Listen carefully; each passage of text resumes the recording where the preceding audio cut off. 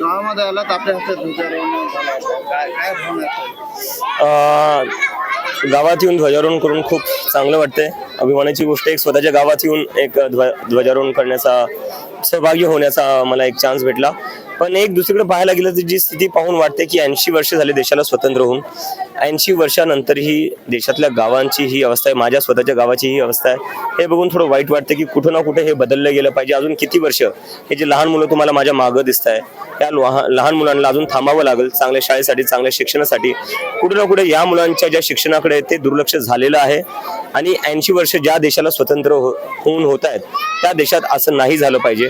आत्ता नाही, हे म्हणजे काही दशकांआधीच ह्या सगळ्या गोष्टी झाल्या पाहिजे होत्या, पण आपण त्यात उशीर केलेला आहे. आणि त्यामुळे आपण बघतो की ग्रामीण भागातले जे मुलं मुली आहेत, लहान मुलींचं जे आहे ते 10वी नंतरच लग्न लावून देण्यात येतं. बाकी जी 15-16 वर्षाची मुले आहेत ते वीटभट्टीच्या कामावर जातात किंवा मग कन्स्ट्रक्शनच्या कामावर जातात. ते कशामुळे जातात? कारण की गावात जी शिक्षणाची अवस्था आहे ती अत्यंत वाईट आहे. त्यांना ऑपॉर्च्युनिटीज भेटत नाही ज्या मोठ्या सिटीमध्ये भेटतात.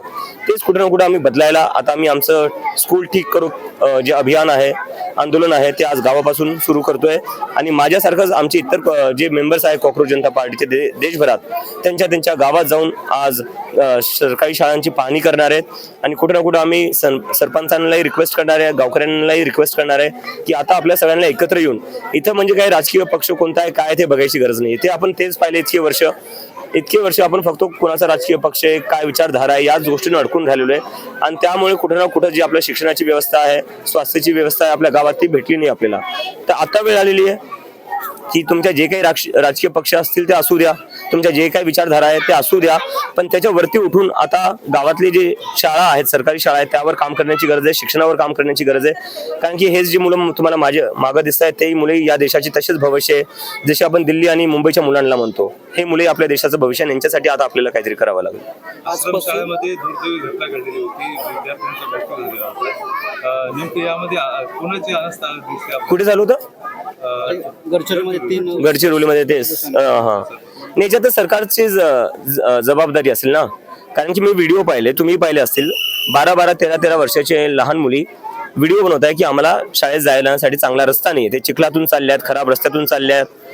तर जर अशी अवस्था असेल आपल्या देशात 80 वर्षानंतरही देशाला स्वातंत्र्य होऊन, तर काय होणार? ते याच्यात पूर्णपणे सरकारची जबाबदारी आहे. आणि अत्यंत दुःखद घटना आहे.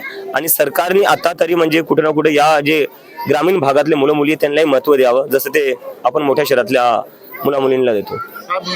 भूमिका आमची हीच असणार आहे की सगळ्यांच्या सहकार्याने जी शाळा आहे ती चांगली करण्यात यावी. तिथे बेंचेस असावे, वॉशरूम असावे, पाण्याची व्यवस्था असावी, लाईट 24 तास असावी, शाळेत मुलांना बुक्स टाइमवर भेटतायत की नाही, वेळ झालेला आहे.